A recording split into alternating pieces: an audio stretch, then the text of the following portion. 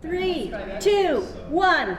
Welcome to West Wing Week! Welcome to the West Wing Week, your guide to everything that's happening at 1600 Pennsylvania Avenue, and Las Vegas, and New Orleans.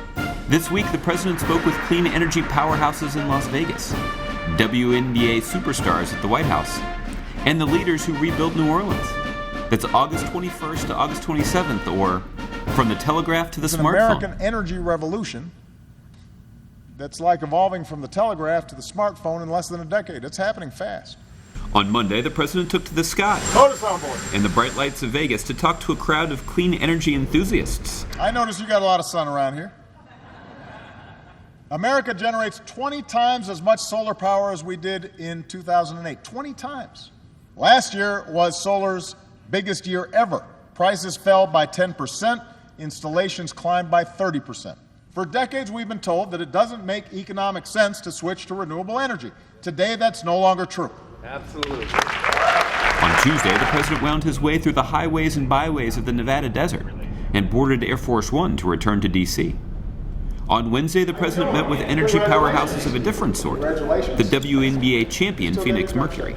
I can tell you. Continue to be great role models for young people. You've been doing great work on behalf of not just basketball, but the society as a whole. So you should be proud. Later that afternoon, the president met with television anchors from across the country to discuss the agreement to prevent Iran from obtaining a nuclear weapon. We want to make sure Iran doesn't get a nuclear weapon, and we want to avoid another military conflict in the region. And we've got to get behind a deal that is supported not just by me, but by most nuclear experts and by the overwhelming majority of countries around the world. He also caught up with an anchor from New Orleans to preview his trip to her city the next day. We've seen this city bounce back, and I want to highlight the outstanding work that has been done, but I want to remind people that there's still work to do. On Thursday, the president commemorated the 10th anniversary of Hurricane Katrina, an event that devastated New Orleans and displaced hundreds of thousands of families.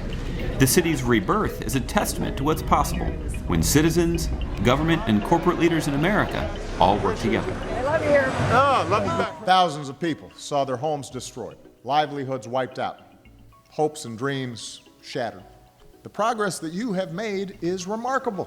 A city that for almost 300 years has been the gateway to America's soul, where the jazz makes you cry, the funerals make you dance,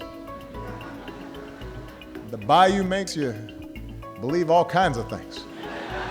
A place that has always brought together people of all races and religions and languages, and everybody adds their culture and their flavor into this city's gumbo. You remind our nation that for all of our differences, in the end, what matters is we're all in the same boat. We all share a similar destiny. If we remember our responsibility to ourselves, but also our responsibilities and obligations to one another.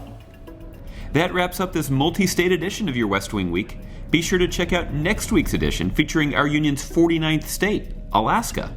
And remember, you can find out more information about any of these topics and see complete videos of these events at whitehouse.gov. Thanks so much for checking out this edition of your West Wing Week. Well, on behalf of the Phoenix Mercury and the WNBA, we want to give you a 2014 WNBA championship jersey. Nice. It's an XL.